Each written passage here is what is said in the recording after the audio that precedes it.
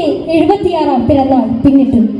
മലമടക്കിലും കാട്ടുമൂലകളിലും കഴിയുന്ന ആദിവാസി ദളിത് ജന്മങ്ങൾ ഇന്നും സാമൂഹ്യ ജീവിതത്തിന്റെ പുറമോക്കിലാണ്.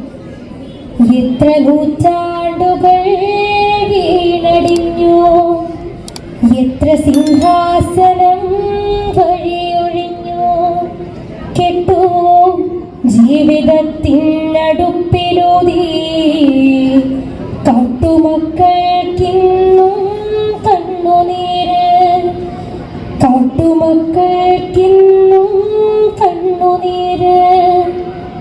വനാവകാശ പരിരക്ഷ ഇല്ല എന്ന പേരിൽ ഏറ്റവും ദുർബലരായ ഒരു പാരിസ്ഥിതിക ജനതയ്ക്ക് നേരെ നിയമവും ഭരണ സംവിധാനങ്ങളും നടത്തുന്ന അധികാര പോരാട്ടത്തിന്റെ പശ്ചാത്തലത്തിൽ പോഷകാഹാരക്കുറവ് മൂലം ആദിവാസി ഊരുകളിൽ കുഞ്ഞുങ്ങൾ മരിച്ചു വീഴുന്ന ദുരന്ത വാർത്തകൾ കേൾക്കുന്ന ഈ കാലഘട്ടത്തിൽ ഏറ്റവും പ്രസക്തമായ കഥയാണ് ഞാനിവിടെ കഥാപുസ്തക രൂപത്തിൽ അവതരിപ്പിക്കുന്നത്. ഇത് ഒരു സംഭവ കഥ. ഒരു ദളിതന്റെ പീഡാനുഭവങ്ങളെ കേന്ദ്രബിന്ദുവാക്കി പ്രമുഖ തമിഴ് സാഹിത്യകാരൻ ജയമോഹൻ രചിച്ച കഥയുടെ കഥാപ്രസംഗാവിഷ്കാരം. കഥ 100 സിംഹാസനങ്ങൾ. അന്ന് വൈകുന്നേരം കോട്ട സർക്കാർ ആശുപത്രിയുടെ ഗേറ്റ് കടന്ന് കളക്ടറുടെ വാഹനം വന്ന് നിന്നപ്പോൾ ആശുപത്രി ജീവനക്കാർ പരിഭ്രമിച്ച് പരക്കം പറഞ്ഞു. ഡോക്ടർ വടിവേലു കാറിനടുത്തേക്ക് പാഞ്ഞെത്തി. വാങ്ങി സാർ ഉള്ളയൊക്കാറ് உடலாம் எப்படி நேற்று தானே இல்லை சார் ஏதாவது complaint. Yes let me see. ഡോക്ടറോടൊപ്പം കളക്ടറും ആ വാർഡിലേക്ക് കയറി. കട്ടിലിൽ 2-3 പേർ, തറയിൽ തലങ്ങും വിലങ്ങും രോഗികൾ, ഈച്ചയും കൊതകും ദുർഗന്ധവും. ഡോക്ടർ എന്നാ ഇത് നരകമാ? സാർ ഇങ്ങ സ്റ്റാഫ് ഇല്ലേ, ബെഡ് ഇല്ലേ, മെഡിസിൻ ഇല്ലേ? സർക്കാർ ഹോസ്പിറ്റൽ താനേ, വായിക്കാനോ സാർ? പെട്ടെന്ന് ആ മൂലയിലെ ചവറ്റുകോലുകൾക്കിടയിൽ ഒരു നിരക്കം. കീറച്ചാക്കിൽ ഒരു വൃദ്ധ. മേനിലാകെ വ്രണം നിറഞ്ഞും നോവിലുയരും നിലവിളിയും വന്യമായേതോ മുരൾച്ചയുടെ കത്തുന്ന കണ്ണും കറുത്ത രൂപം. കളക്ടർ അവരെ സൂക്ഷിച്ചു നോക്കുന്നത് കണ്ട് ഡോക്ടർ പറഞ്ഞു, സാർ ഇവരെ മുനിസിപ്പാലിറ്റിക്കാരെ കൊണ്ടുവന്ന് തട്ടിയത്. കുറ്റവർ യാറുമില്ലേ? ഇവരെ ക്ലീൻ ചെയ്യും. അടുത്തുള്ള രമണിയർ ഹോസ്പിറ്റലിൽ ആംബുലൻസ് വിളിക്കും. സാർ ഇവര് உங்களுக்கு ஏதாவது ரிலேட்டிவா? இது அம்மா, எஸ் சொந்த அம்மா. അമ്മാവാ കടവുളെ. വീട്ടിൽ തിരിച്ചെത്തിയ കളക്ടർ ധർമ്മപാൽ ഒരക്ഷരമിണ്ടാതെ സോഫയിൽ ചാഞ്ഞു കിടന്നു. ഇത് കണ്ട് മോനെ മുഖത്തെടുത്തു വന്ന ഭാര്യ സുധ ചോദിച്ചു, എന്ത് പറ്റി? മോനോട് പോലും ഒന്നും മിണ്ടിയില്ല. ഓഫീസിൽ ഇന്നും ആരെങ്കിലും ജാതി പേര് വിളിച്ച് പരിഹസിച്ചോ? ഇല്ല സുധേ, ഞാനിന്ന് എൻ്റെ അമ്മയെ കണ്ടു. സർക്കാർ ആശുപത്രിയിലെ ചവറ്റുകൊലകൾക്കിടയിൽ രമണിയർ ഹോസ്പിറ്റലിലാക്കിയിട്ടുണ്ട്. നില വളരെ മോശമാണ്. വിഷമിക്കാതെ നമ്മൾ പരമാവധി ചെയ്തില്ലേ? 2 വട്ടം കൂട്ടുകൊണ്ട് വന്ന് നിർത്തി. എന്നിട്ടോ സ്വഭാവം മാറുന്നില്ലല്ലോ. ധർമ്മപാൽ കട്ടിലിൽ തളർന്നു കിടന്നു. കണ്ണടയ്ക്കാൻ ശ്രമിക്കവേ ഓടിയെത്തുന്ന ഓർമ്മകൾ. കാട്ടുചോലക്കരയിൽ ഓരോ കരിമരുതിന്റെ ചോട്ടിൽ കാലം കൂടഞ്ഞെറിഞ്ഞ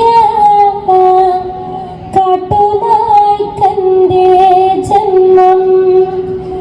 കാട്ടിൽ നായാട് നടന്ന കാട്ടുനായ്ക്കന്മാരെ ഒരുത്തൻ പെറ്റമ്മയുടെ വാറിൽ തൂങ്ങി കാടുകൾ മാറി മാറി തിണ്ടി നടന്നവൻ. കാട്ടിലെയും മുയലിനെയും മലയണ്ണാനെയും ഒക്കെ പച്ചയ്ക്ക് കടിച്ചു കീർത്തുന്ന ആളുകൾ വല്ലപ്പോഴുമൊക്കെ നാട്ടിലേക്ക് ഇറങ്ങിയാൽ തെരുവിലെ എച്ചിൽ തൊട്ടിൽ നിന്നും ഉച്ചിഷ്ടങ്ങൾ വാരി വാരി വാരി തരും. 7 പെറ്റ് 6 മരിച്ച് അവശേഷിക്കുന്ന തന്നോട് അമ്മയ്ക്ക് എന്തു വാത്സല്യമായിരുന്നു. കണി കാണാൻ കൊള്ളാത്ത നായാടുകളെ പകൽ നേരത്ത് നാട്ടിൽ കണ്ടാൽ ആളുകൾ കല്ലെറിഞ്ഞോടിക്കും. അന്ന് 7 വയസ്സായി കാണും. അമ്മയെ തേടി ആറ്റത്തീരത്ത് കൂടി നടക്കുമ്പോൾ കരമനയാറ്റിൽ കളിച്ചു നീന്തു ചെറുബാലകന്മാർ വിളിച്ചു ചാരി. അരുമയിൽ പാറപ്പുറത്ത് സൂര്യ പ്രഭയോടോരാരെ വിളിച്ചിടുമ്പോൾ പുറത്ത് സൂര്യൻ പ്രഭയോടോരാരം വിളിച്ചിടുന്നു. കുട്ടികളെ ശ്രദ്ധിച്ചുകൊണ്ട് ദൂരെ മാറിയിരുന്ന ആ പീതാംബരധാരി തന്നെ ഏതാ സ്നേഹത്തോടെ പാടി വിളിക്കുന്നു. വാ, ഇങ്ങ് അടുത്ത് വാ, ചോറ് തരാം. ചോറ് താൻ അടുത്തു ചെന്നതും വാരിയെടുത്ത് ആറ്റിൽ കുളിപ്പിച്ച് ആശ്രമത്തിൽ കൊണ്ടുചെന്ന് ഉടുപ്പും വയറും നിറയെ ഭക്ഷണവും തന്നു. അനാഥ കുട്ടികൾക്കൊപ്പം ആശ്രമത്തിൽ ഒരു അന്തേവാസിയാക്കി. ആഴ്ചയൊന്നും കഴിഞ്ഞില്ല, അലറി വിളിച്ചുകൊണ്ട് അമ്മ എത്തി. സ്വാമി, എപ്പോഴും കൂടെ മകൻ കാപ്പനെ കൊട്, എനിക്ക് വന്നിട്ടോൾക്ക് വിടമാട്ടെ, എപ്പോഴും വിടമാട്ടെ. കുഞ്ഞിനെ നഷ്ടമായ ഈറ്റപ്പുലിയെ പോലെ അവർ ആശ്രമത്തിന് ചുറ്റും പാഞ്ഞോടി ബഹളം വെച്ചു.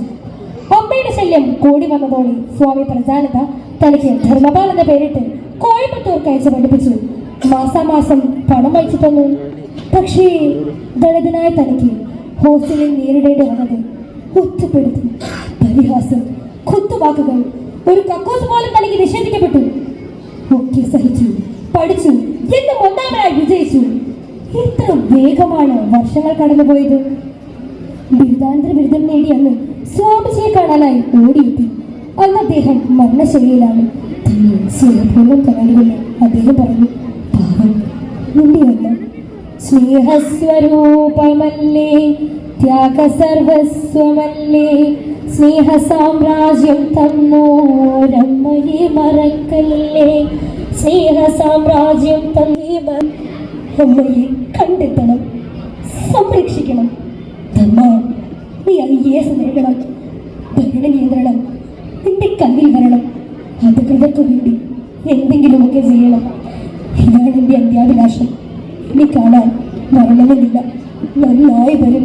സ്വാമി, എൻ്റെ സ്വാമി. അറിയാതെ പൊങ്ങിയ ആ വിളി കേട്ടാണ് ഭാര്യ സുധയെത്തിയത്. ഹലോ, മനോരാജ്യത്തിൽ എനിക്ക് മോനും കൂടെ ഇടുണ്ടാവോ? സുധേ എന്നെ ഞാനാക്കിയത് നീയാണ്. IAS കാരനായിട്ടും ജില്ലാ കളക്ടറായിട്ടും അധികൃതന്റെ അപഹർഷയിൽ ആണ്ടിറങ്ങിയല്ലേ നീയാണ് കൈപിടിച്ചുയർത്തിയത്, കർമ്മധീരനാക്കിയത്. അപ്പോ ഈ അയ്യങ്കാർ കൊണ്ട് എപ്പടി ரொம்ப പ്രമാണം. അത് പത്രപ്രവർത്തകയായ സുധ ധർമ്മപാലന്റെ ജീവിതസഖിയായതും യാദൃശികമാണ്. അവൾ കളക്ടറുടെ പത്രസമ്മേളനങ്ങളിൽ സ്ഥിരമായി പങ്കെടുക്കുമായിരുന്നു. തികഞ്ഞ ബുദ്ധിമാൻ, പുരോഗമനവാദി, നല്ല പെരുമാറ്റം. അവൾക്കിഷ്ടായി. ഒടുവില് തുറന്നങ്ങ് ചോദിച്ചു, കൂടെ വന്നിടും ഞാൻ ഇഷ്ടമല്ലേ, വീടും വെടിഞ്ഞ് വരും നിനക്കായി, ഉത്തരമുന്നവൻ മൂടും മുമ്പേ ഉച്ചവരാകെ ഇളകിയെത്തി. ജാതി കോമരങ്ങളും കുടുംബക്കാരും കലരുന്നു. അയ്യങ്കാരുടെ മകളെ കാട്ടുനായ്ക്കർ പ്രണയിക്കേ വെച്ചേക്കരുത്. പക്ഷേ അവൾ ഭയന്നില്ല. ഇറങ്ങി വന്നു ധർമ്മപാലനെ വിവാഹം ചെയ്തു. അവർക്കൊരു മകനും ജനിച്ചു. ഏറെ നാളത്തെ അന്വേഷണങ്ങൾക്കൊടുവിലാണ് അമ്മയെ കണ്ടെത്തി വീട്ടിലെത്തിച്ചത്.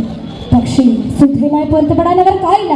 തന്റെ മകനെ തട്ടിയെടുത്ത മറ്റൊരു ശത്രുവായാണ് അവർ സുധയെ കണ്ടത്. അമ്മയെ നോക്കാൻ ഹോം നേഴ്സിനെ വെച്ചു. 5-ാം നാൾ നേഴ്സിന്റെ കൈ കടിച്ചു മുറിച്ച് അവർ ഓടിപ്പോയി. പിന്നീട് 2 വർഷത്തേക്ക് ഒരു വിവരവുമില്ല. അന്ന് കളക്ടറുടെ ചേംബറിൽ സെമിനാർ നടക്കുകയാണ്. തിങ്ങി നിറഞ്ഞ സദസ്സിൽ പെട്ടു. എവിടെ നിന്നോ പാലെത്തിയ വൃദ്ധ കളക്ടറെ കെട്ടിപ്പിടിച്ചത്. കാപ്പ, ഒരു കാട്ടുനായ്ക്കര് കസേരമേൽ ഇരിക്കക്കൂടാതെ ചമ്പറാക്കളെ കൊല്ലും. നീയെ കൂടെ കാട്ടിലേക്ക് വാ കണ്ട. ഏതായി ഭ്രാന്തി, പിടിക്കത്തില്ലേ? പോലീസുകാർ പാഞ്ഞെത്തി. വേണ്ട, ഇതെന്റെ അമ്മയാ. ഒരു വിധത്തിലാണ് അമ്മയെ വീട്ടിലെത്തിച്ചത്. പത്രക്കാർക്ക് അതൊരു ചൂടുള്ള വാർത്തയായി. പിറ്റേന്ന് വാർത്തകൾ നിരന്നു. ജില്ലാ മേധാവി ഭ്രാന്തിത്തളയുടെ മകൻ പെറ്റതള്ളായി തണ്ടാവിട്ട് നാട് ഭരിക്കുന്നവൻ. അന്ന് വൈകുന്നേരം അയൽക്കാരാണ് ആദ്യം കണ്ടത്. സുധേ, നിന്റെ കുഞ്ഞിനെ കൊണ്ട് പായതേ, ആ തള്ളായി നിന്റെ കുഞ്ഞിനെ കൊണ്ട് പായതേ. രാത്രി വൈകിയ ധർമ്മപാൽ സുധയും കൂട്ടി ഉടൻ പുറപ്പെട്ടു. ആപൽഭയത്തോടെ കാറോടിക്കുമ്പോൾ മകന്റെ മുഖം മനസ്സിൽ തെളിഞ്ഞു. ഉരുകുന്ന കൺകളിൽ തെളിയുന്നിതാ മുഖം, ചിരി തൂകിടുന്നു, വിളിച്ചിടുന്നു. അരുതാത്തൊരായിരം ദുരിത ദൃശ്യങ്ങൾ ഹൃദയത്തിലുയരുന്നു മനമുരുകി, ഹൃദയത്തിലുയരുന്നു മനമുരുകി. ആശങ്കയുടെ മുൾമുനയിൽ കിടന്ന മഴക്കൂറുകൾ കൊടുത്തു. അതാ തിരുവിലെ എച്ചിൽ തൊട്ടിൽ നിന്നും അവരാ കുഞ്ഞിനെ ചോട്ടിട്ടു. സുധ ഒറ്റ കുതിപ്പിന് അവരെ തള്ളിയിട്ട് കുഞ്ഞിനെ കൈക്കലാക്കി. ഒരു മുരൾച്ചോടെ പിടിച്ചു നോക്കുന്നവരെ മകൻ സമ്മാനിച്ചു. ദൂരെ എന്റെ അമ്മാവല്ലേ? പോ. ഉരുകുന്ന കണ്ണീരോടെ ആ വൃദ്ധ വിളിച്ചു നടന്നു. പിന്നീട് 5 വർഷങ്ങൾക്ക് ശേഷമാണ് അമ്മയെ കാണുന്നത് കോട്ട സർക്കാർ ആശുപത്രിയിൽ വെച്ച്. അന്ന് രാത്രി ഫോൺ ശബ്ദിച്ചു. ഹലോ, രമണിയാർ ഹോസ്പിറ്റലിൽ നിന്നാണ്. അവർ പറഞ്ഞെത്തി. അന്ധവിശ്വാസം വലിക്കുന്ന അമ്മയെ മകൻ പൊതുക്കെ തട്ടി വിളിച്ചു. അമ്മ, അമ്മ, അമ്മ.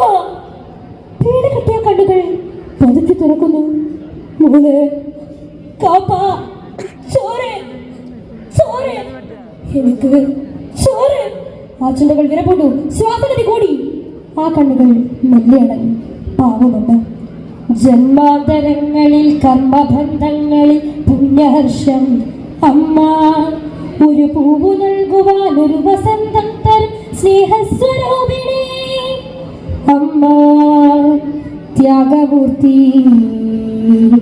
അമ്മ. പ്രിയ, പുതിയ പകിട്ടുകൾക്ക് പിന്നാലെ പായാതെ പഴയ ആധാരങ്ങളിലും മാമൂലുകളിലും അഭിരമിക്കുന്ന അധകൃത സമൂഹത്തെ കരം പിടിച്ചുയർത്താൻ കാലത്തിന്റെ ഇടനാഴികളിൽ 100 സിംഹാസനങ്ങൾ ഉയർന്നു വന്നിട്ടും ഫലം കണ്ടില്ല എന്ന ദുഃഖസത്യത്തിന് മുമ്പിൽ വാളയാറിലെ നീതി നിഷേധിക്കപ്പെട്ട സഹോദരികളെ ഓർമ്മിച്ചുകൊണ്ട് എന്റെ കഥ നിങ്ങൾക്ക് മുന്നിൽ സമർപ്പിക്കുന്നു. നന്ദി, നമസ്കാരം.